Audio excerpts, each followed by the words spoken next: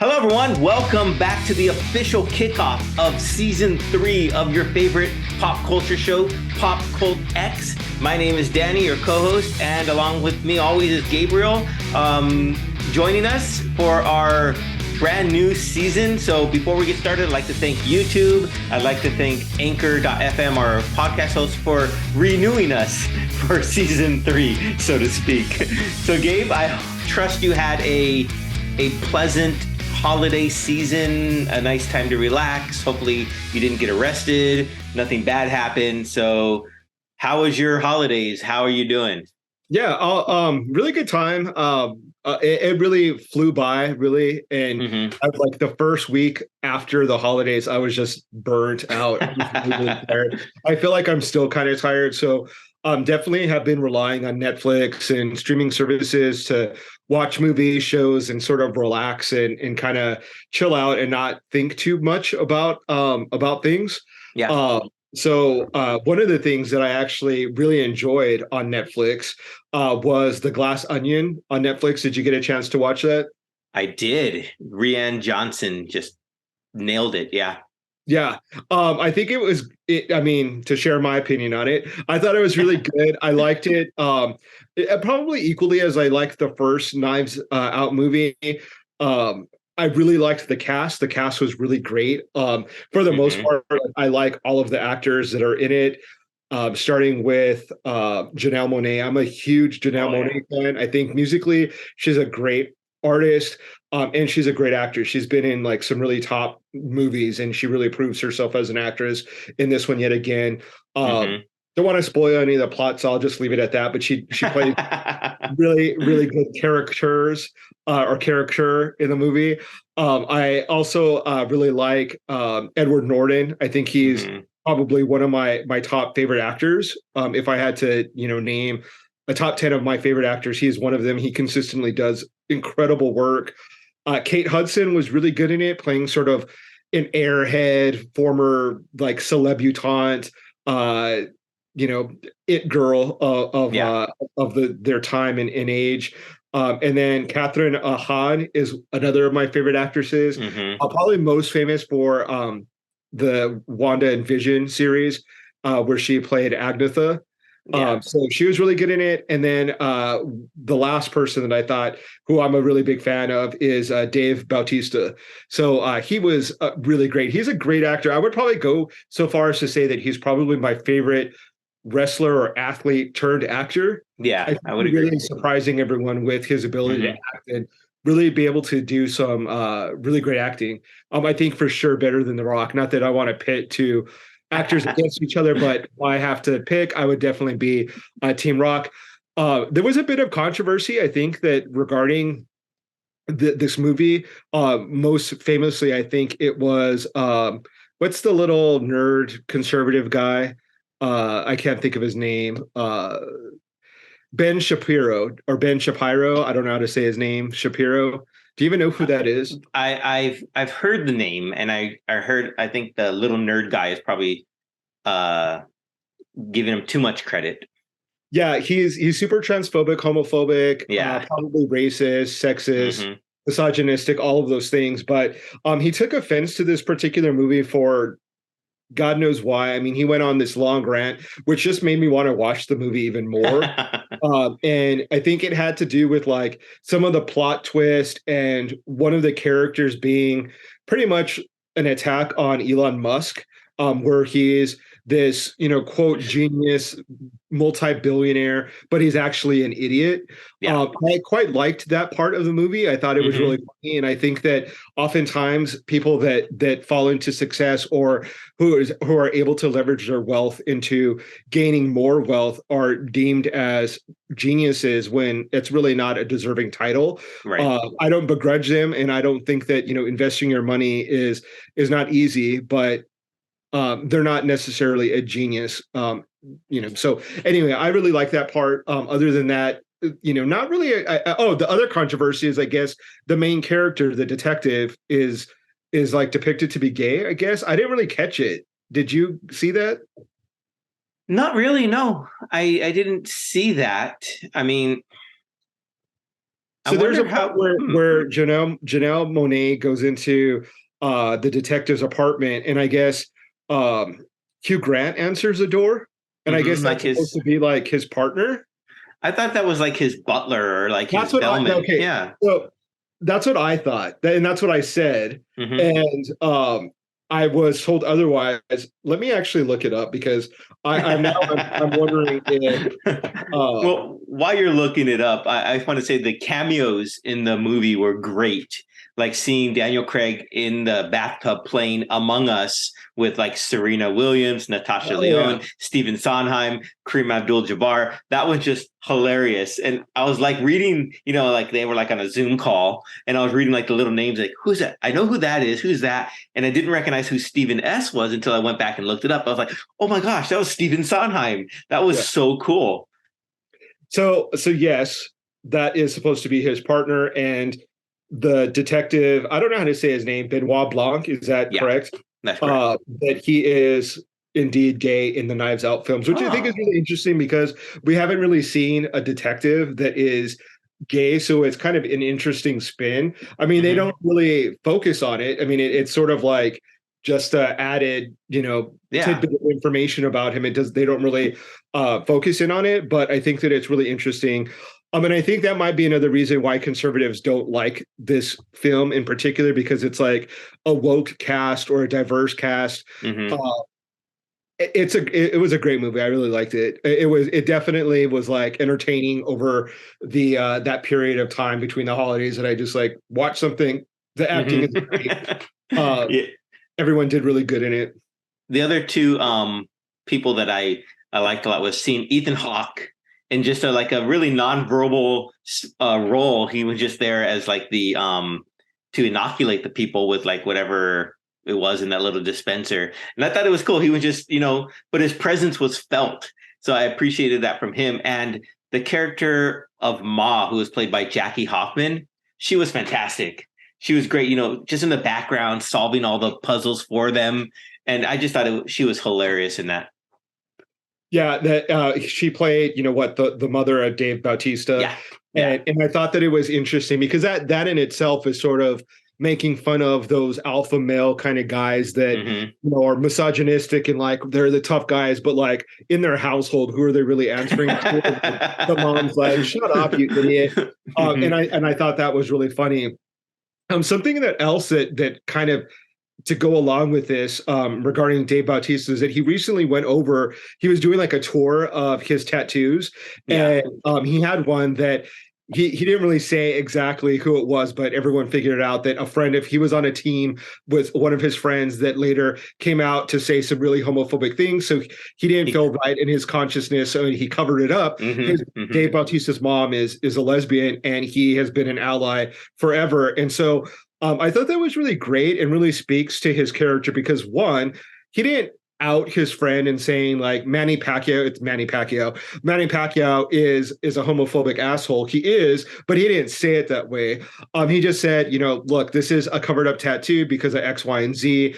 So he didn't really make it to try to shame him. He just was like, I had to cover it up. And then two, it shows that he sticks up for his mom. Like if you don't Yeah. stick up for your own family as an ally, like who are you going to stick up for? So that really endeared me to him. I just think he's a really nice guy. He's kind of like that big bear type of a guy that you Hmm. think would be a bully or would be mean, and really they're just like kind people inside. They just have like a rough exterior. Not that Yeah. he can't kick your ass, but he he has a heart, and it's kind of nice. I think John Cena is another example. I think of someone Hmm. who's kind of plays along with that role, or Like a who's Danny Trejo type thing. yeah, and then also the other wrestler, Stone Cold Steve Austin, will also like kind of stand up for people or talk against racism. Like people will use him as memes or being symbolic of like a Southerner and that someone who's racist. And he's like, I don't believe in that. You need to remove me from this narrative because like I don't espouse to that type of philosophy. Hmm. So like you can go kick rocks, but don't use me as an idol or some sort of representative of that type of culture. So I think that's kind of cool.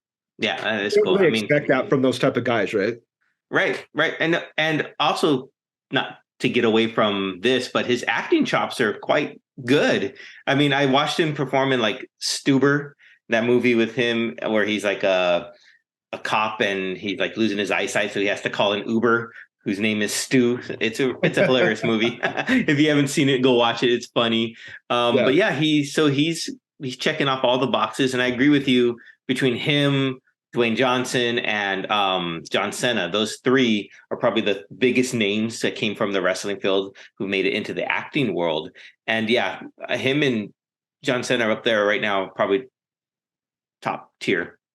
Yeah, and there's a movie that's coming out with him that is directed by M. Night Shyamalan, which is called Knock at the Cabin, which looks really good. I'm really excited about it because I do like M. Night's work, earlier stuff. And then I think that he got kind of caught up in that, like always having to have like a plot twist.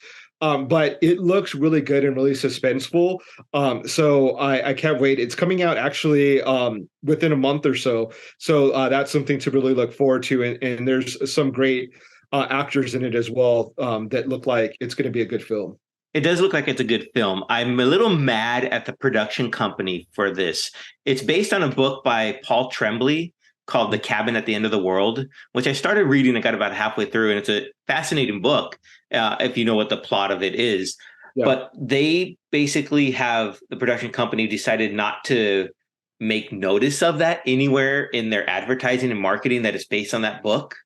And I don't know why they've chosen to do that, but I think that because M. Night is known for his like plot twist, that maybe they don't want people to go out and read the book and then know that could be like that could they want to keep that mystery, and because that's what he's sort of known for since of course is like there's always like some plot twist or the something. Village, and so maybe they don't want people to go and read the book and go in knowing what to expect. Maybe that's the first thing that like kind of comes, because I mean that's what I expect from him, and that's kind of what I'm hoping that it's not. I'm hoping that it's just a really good film that doesn't rely on some cheesy plot twist in order to for the payout to be there. But you know, here's hoping. I think that maybe after the fact, we'll see, or like after it's been released, hopefully, because I think it'd be good to get people excited about reading the book, that maybe they'll start kind of cross promoting it. So hopefully. Maybe we'll see. Speaking of books, I actually just finished a book called Bathhouse, which is, long story short, about a couple who's in a basic relationship. They live in Washington, D.C., and it kind of speaks to trust in a relationship. And long story short, one of the men in the relationship has an affair, but as he's having an affair, he almost gets murdered. And the serial killer is the person that he's cheating with.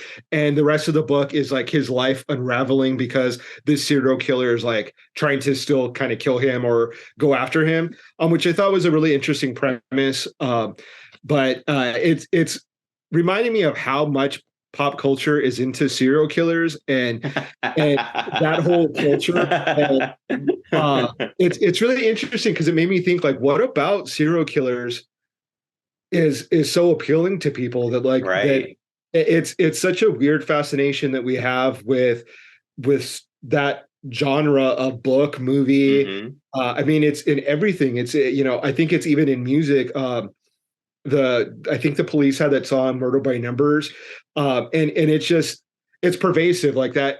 It's everywhere, and so it was kind of interesting. I just thought, it's not necessarily just about serial kill culture. It's about the relationship, really at its core. But it did make me think, like, here's another book about a serial killer, and but because it didn't focus on it, I kind of enjoyed the book. Have you read anything recently that our readers should be aware of, or book wise, novel wise? Not really. I have a few on my list that I have to get to.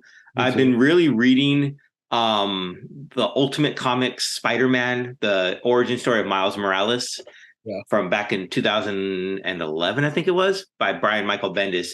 It is such a good story arc, My goodness, I've coming late into comic books, didn't really know. I watched Into the Spider-Verse. That was my first introduction to Miles Morales as Spider-Man or a Spider-Man.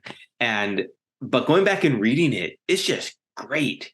Learning more of the nuance of his character and how in that variation, his mom is the one that passes away. And it's just so good. I've been really just spending all my time reading that.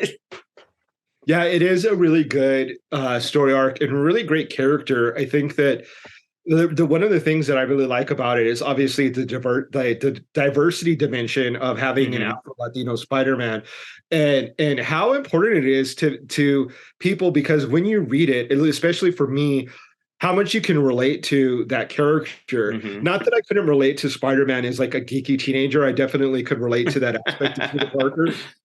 But it hits different when you can see a superhero that has a similar cultural background as you, and you take interest in it, and I really appreciate it. I think Brian Michael Bendis has mentioned that the reason why he created that character was, I think, because of his son, right? He wanted his son to have. Oh, I didn't know that. I think so. And then also that he was sort of influenced by Barack Obama. I think those were like two of the things that he was kind of working on, because I want to say that his sons might be biracial, and that was one of his motivations, that he wanted them to be able to see themselves. That's cool. So it's really cool. I mean, wish I could do that. Wish I could just like decide, oh yeah, like I really want to make a really cool comic book, and then why can't you just start writing it? I mean, that's what everyone says. It's on the list. It definitely is on the list of like one of the things I have to do within 24 hours in a day. Right. So it's on the list. I think that I have a couple ideas that I would like to kind of develop. But right now, like my main thing is really going after those variant covers by Maria Wolf and Peach Momoko. There's one particular one of Midnight Suns that just came out that she did that I can't find anywhere in San Diego.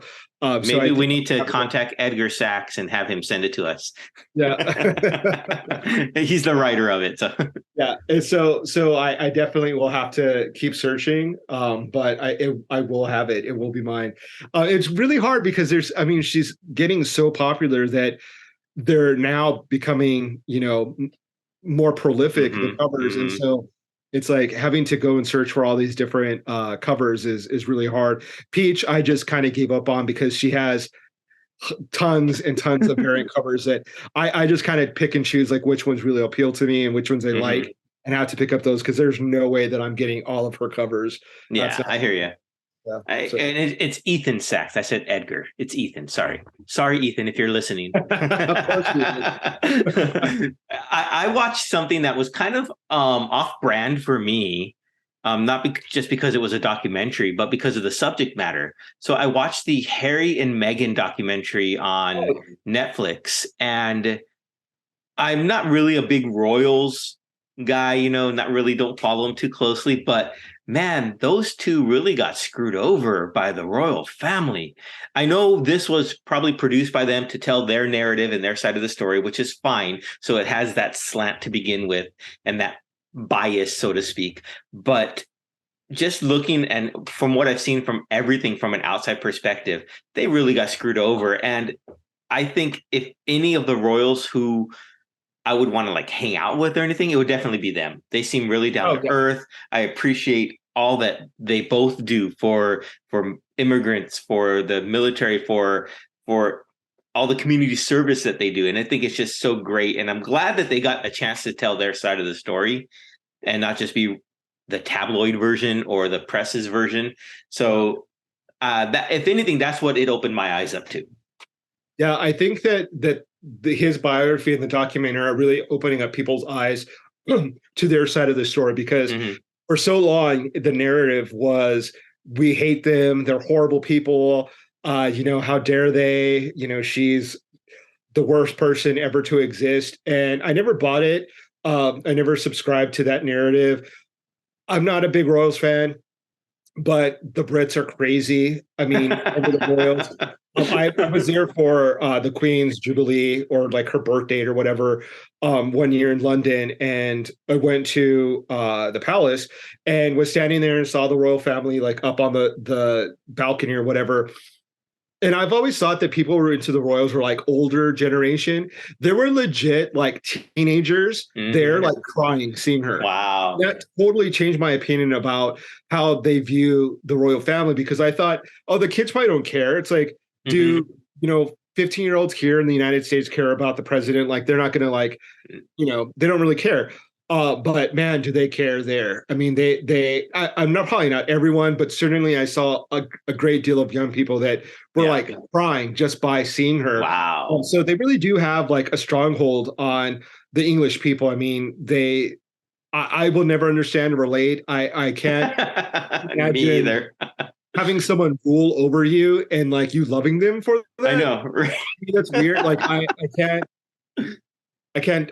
relate to that. I can't do that. And I don't even want to open up that can of worms about like what the royal family has done that's been bad. I know. But I just can't relate to people who love them, like just unequivocally, they just will live and die by them. So I'm not a big fan, but I'm glad to see that this couple is kind of getting their opportunity to speak to their side. I think they deserve it because they went through some crap in the media. Yeah, they did. But yeah, I should have mentioned this earlier because it fits in perfectly with the conversation about wrestler actors. But I did want to mention another movie I saw on Netflix, which was called The Girl on the Third Floor. And it has CM Punk, who is a famous wrestler. And let's just say he is not in my top 5 of best wrestler actors. He is quite the over actor. There are some scenes that it's just like, I was like, at first I didn't recognize him. So I was like, where did they get this dude? Like he's like not even local theater or like audition. Like he's so over dramatic, but I stuck it through, watched the whole movie. The whole premise of the movie is kind of funny to begin with. This couple buys this house, which happens to be an old bordello or like house of ill repute. So it's haunted by a former sex worker, and hilarity ensues. It's some of the scenes are, how do I phrase this? Look like body fluids are coming out of the walls. I'll let your imagination which type of body fluids would be flowing in house of ill repute. So that's interesting. Along with the overacting is quite. It's quite funny. It's one of those movies that like people who are high or drink and get drunk and watch movies. I probably would have been laughing a whole lot if I was drunk, but it was funny to watch. I do like a really bad horror movie sometimes, just for fun. Like it's not scary, it's not a comedy, but it's like that mix of like cheesy. Yeah, I know what you mean. Kind of like what this is, and then like because sometimes they typically do some really crazy gory stuff, and then to balance it out, like the acting's bad. But I enjoyed it. I wouldn't necessarily recommend it as like a top movie, but if you're, it's a good like party movie where like if you had people over that were drinking and playing games, like you could put this on and people would just die laughing because it's really fun performances. Gotcha. It can't probably top the body fluids from the Happy Time Murders, can it? Do you remember that movie? Yeah. So close. Probably a close call because there's holes in the movie in the house, and they move and then they start to ooze. You're not really sure what you're looking at. You don't know if it's like about, if it's an orifice, if it's weird. So the special effects people did a great job. Okay. Because it's definitely we'll leave it at that. Yeah, it's a gross out film. So I mean, I guess if you're into gross out films with mediocre to bad acting, definitely check it out. I forgot what streaming service it's on, but it's pretty funny. Well, speaking of gross out films and I don't want to say mediocre acting because it looks phenomenal. Did you see the trailer for Evil Dead Rise? Have it. Oh, it looks great. It looks absolutely wonderful. When you get a chance, go watch it. It's another step forward in the Evil Dead franchise, made by the original creators. I don't know if Sam Raimi's producing it or not, but it's getting a little bit of slack by the bros online who don't, because Bruce Campbell isn't in it, Ash isn't in it, just like in part 3, or the 2013 version of Evil Dead, he wasn't in that. But it looks great, and it has a lot of the gore type, like you said, where one of the scenes you see the possessed person grab like a cheese grater and go after someone's leg, and you can only imagine what's going to happen. It's just, it looks really cool. So I was reading a kind of synopsis of what it's about, and it's the ancient book, and then bloodthirsty demons, and it takes place in an apartment building. I actually really like that subgenre of horror that takes place in apartment buildings. For some reason, like I don't know, like it just because they're apartment buildings are so huge, and like they have all these floors, and then if you imagine the electricity goes out, it's kind of a frightening thing. Like how do you get out of the apartment? You're stuck on the 30th floor. Elevators aren't working. Demons are running everywhere. There's actually a movie that was produced by Dario Argento, Italian horror master, called Demons. It was a sequel to Demons, Demons 2, and it takes place in an apartment building. And that's what a girl's having a party, and demons pop up, and craziness comes chaos out, ensues. Yeah, so it kind of reminded me of that, and I loved that movie. I love Demons and Demons 2. So I'm really excited about that. I can't wait, especially with like the gore. And I wonder if he actually was influenced by that movie, if they kind of saw that, or it's old, so I'm sure they've seen it, but if they were influenced and kind of doing their own spin on it. But the other one that I think about is Poltergeist. I think it was 3 or 2 that took place in an apartment. But with the pool scene, I remember that. Yeah, like it just, there's something about apartment complexes that take it to like kind of cool. Yeah, especially like the big modern ones, like that are 50 stories, and I don't know. So I'm really excited. That's cool. Yeah, I'm trying to get the director writer Lee Cronin on the show here. See, Sam Raimi did get credit for writing it, part of it, so that's cool. I'm working on getting him as a guest out there. So if anyone knows him or can put a good word in for us, that'd be pretty cool. Enjoy to talk to him about the movie, because it does look great. It comes out April 21st if you're keeping score. It looks really good.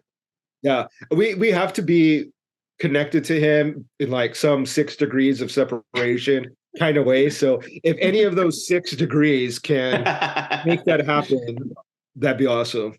We are. So if you're watching this episode now, we're having a special presentation where we'll be chatting with another horror writer. His name is David Quiros Jr., and he wrote the comic book series Night of the Chihuahuas, which is kind of disappearing in my green screen type thing. But it's a really fun Night of the Living Dead, but with Chihuahuas type thing. It's really cool. I read the first 3 issues are out now. You can get them on their website. And I think they're doing a Kickstarter to get the other 4, 5, 6 published and whatnot. But I'm excited to chat with him. So if you're watching this, go to the next video, which will be coming up, and you'll be able to hear our interview with him. Yeah, I'm really excited to hear the conversation. Unfortunately, I won't be able to attend myself, but having a Chihuahua myself, that hits me close to home. And I will share this story because I've talked about ad nauseum of my fear of zombies. One of the nightmares that I have, and I can still remember these dreams, one of the nightmares that I had is the zombie apocalypse starts, and I'm stuck with my dogs, and I'm trying to save my dogs. We have 2 dogs. I'm trying to save my dogs from the zombies, and then trying to get to my dad to save him. And that's where my anxiety and fear of zombies come from. Okay. Not just like having to save people, but I can't imagine my dog becoming a zombie Chihuahua. But I definitely could see her as a great defender against the zombie apocalypse, because she is definitely has the heart of a lion in the little body of a chihuahua. Mm-hmm. I'm really it's, excited to see it. it's funny because their tagline is "God made them small, man made them deadly." So it's a bunch of mutant chihuahuas. Yeah, it's pretty accurate. I mean, Yeah. she's pretty brave and a little badass. So, looking forward to that conversation that you will be having with that creator. Yeah, that's pretty exciting. Well, I want to wrap up this episode with a final question for you. Um, this is season 3 now that we're kicking off officially. As we've Right. gone through the past 2 years of doing this podcast, has your view on pop culture changed at all? Has it altered from our initial episode? If go back and listen to it, not right now, but and then to today, and has it changed? Has your perception of it changed at all? It has in a bit, and I'll tell you in which way, and in what aspect. So, one of the things that I've noticed within the last probably year and a half to 2 years is that I've gotten very specific in which types of pop culture I will spend my time either listening to, watching, reading, etc. Because news, music, anything kind of characters, people can get into pop culture and it permeate every aspect of your life, Mm-hmm. and it can Mm-hmm. really impact you negatively. Yeah. First example being like things like stories like Donald Trump, Kanye West, um, that whole Balenciaga thing. Like there are certain things that I think people become obsessed with that aren't like the healthiest thing to be reading about nonstop, listening to nonstop. So I have been trying to focus on things that make me laugh, make me feel good. Not necessarily just upbeat things, because I do like reading suspense. I do like horror comics. I bought Mm-hmm. an issue of Creepshow with a variant cover by Maria Wolf, Oh, and nice. so. It not necessarily only being things that are uplifting or positive, but there are some things that are just like too much for me at this age, where I'm like, I don't want to talk about politics on our, I think Yeah. we Mm-hmm. successfully steered our way through pop culture without having to go down that route, Mm-hmm. because it's everywhere else. Like I want us to have a place in our little world of, YouTube and pop podcasts where, we don't feel like crap when we're done talking about it. Yeah. And for me, that's, there's a lot of negativity, a lot of things that don't make people feel great. And I Mm-hmm. mean, and so that to me, that's what I've kind of put a filter on what I consume. And I'm a little bit more picky on how I'm spending my time with Yeah. pop culture versus just like devouring everything and then like saying, oh, like, why am I upset? Like, why do I feel like crap? Why do I want to go live in the forest and not talk to human beings ever again? And so that, yeah, that's sort of where I've been, or where my thoughts have been over the last year and a half. But I pose the question back at you: How have your thoughts changed? Over 3 seasons of Pop Cult X, which, by the way, is crazy that it's 3 seasons. But Right. Well, I like you. I think having a filter has been quite a boon for me. I've recently, I remained on Twitter, unlike other people. I know, but I've really kind of put a more of a tighter focus on what I'm reading on there. So I've trying to remove all politics from there, all political posts, which is hard to do, but I'm working on that. So that way it stays more into the lane that I want to be in, which is movies, music, comic books, and stuff like that. So in that regard, yes, filters have been really good, and narrowing the vision from the wide landscape of what pop culture can be to more, define what I want it to be for myself. Also realizing that the people who create these things that we like to devour aren't like people that are, how do I put that? Aren't like people that are just, we shouldn't put them on pedestals, so to speak, but they're just like us. And being able to chat with these people, it's realizing that, what, they have the ambition to go do what they want to do. And I found that over these past couple of years of doing this, that it's those people with that ambition is what makes them successful. And that's something that I'm trying to integrate into my own life. So pop culture's taught me to be ambitious and do this stuff. And I really made it a goal for myself for 2023, not a resolution, but more of an intention for each month to try something new. So to, do something that I've never done before or that I haven't done in a long time. Like this year, I finally went back to the gym. My back was feeling good enough after hurting it last July when I had a fall. So something new there. I'm also going to be buying a guitar as one of my monthly goals, maybe getting a Wacom tablet, learning how to draw better, do some digital art and stuff like that. So it's just really pushing myself. So I'm using pop culture as a way to push myself forward. Nice. Well, hopefully when we're on season 5 or 6 of PopCultX, we can hold it in the glass onion and we'll be able to be live from, looking at the Mona Lisa, drinking some fancy drink and hanging out. So here's to hoping, right? Here's to hoping. Salud. With that, I want to thank you for, being an amazing co-host and friend. It's been easily like these last 2 years have gone by super fast doing this podcast with you. So, I enjoy my time spending here on the podcast with you and with our listeners and our fans and friends that participate in the podcast. So I do want to thank them and have a moment of gratitude towards all the people that have participated in our podcast. Most definitely. It's been a fun ride and it's only getting started. Yep. So until next time, you can look forward to Danny's conversation with the creator of Night of the Chihuahuas and see what zombie chihuahuas are all about. And I'll be listening. And then, of course, a week after that, we'll be bringing you another episode of PopCultX. So until then, thank you for listening, subscribing, liking, sharing your thoughts with us via Instagram or Twitter or however you want to find us. But thank you once again and stay safe, everyone.